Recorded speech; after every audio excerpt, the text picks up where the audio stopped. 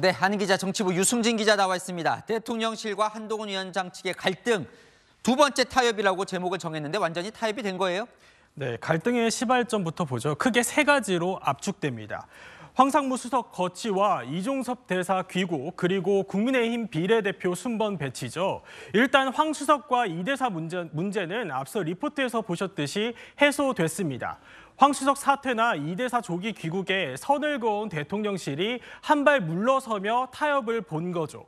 이 과정에서 이 대통령실과 당도 긴밀히 소통한 걸로 알려집니다.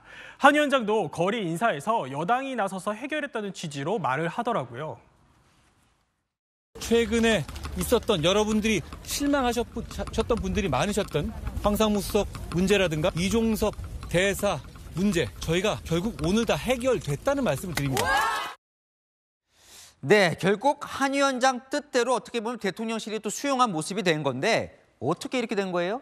네, 수면 위로 드러난 유난 갈등, 이번이 두 번째죠. 이번에도 타협이 된 건데 그 모양새는 좀 다릅니다. 첫 번째 갈등은 윤석열 대통령과 한동훈 비대위원장이 김건희 여사 명품백 수수 의혹에 대한 대응, 김경률 비대위원 거취를 놓고 충돌하는 구조였죠. 또 친윤 의원들을 중심으로 한 위원장을 향한 반발도 있었고요.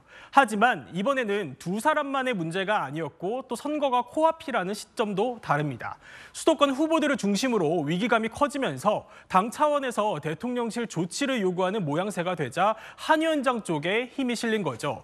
국민의힘 핵심 관계자들에게도 물어보니 여당 후보들이 공개든 비공개든 여러 루트로 대통령실 입장 변화를 요구했다며 한 위원장 혼자만의 요구로 된 건 아니었다는 점을 강조하더라고요. 선거에서 지면 공멸할 수도 있으니까 대통령실도 결단을 한 거죠.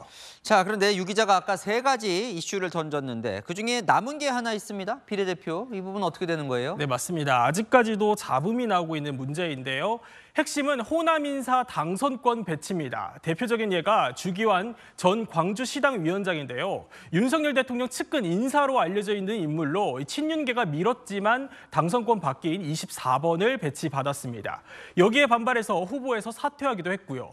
친윤 핵심 인사들은 이 주 전 위원장이 재배치되기를 원하는 모습이지만 당 핵심 관계자들은 지역에서 연루된 사건이 있는 걸로 안다면서 선을 긋고 있습니다. 이 문제가 막판 난항인 건 맞지만요. 어차피 내일부터 후보 등록이니 또 각 세우지 말자 조심조심 봉합해보자는 기류입니다.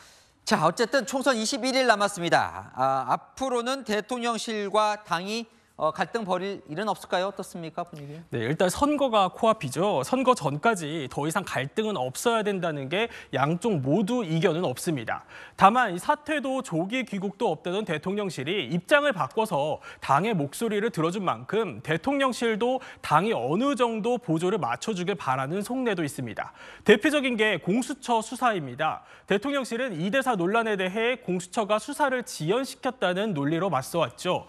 여당도 여기에 적극 힘을 실을 걸로 보입니다. 이 대사가 내일 들어오고 공수처에 조사기일 지정 촉구서도 냈으니 공수처가 조사를 안 한다면 같이 따져 부르면서 반격에 나설 수 있다는 거죠.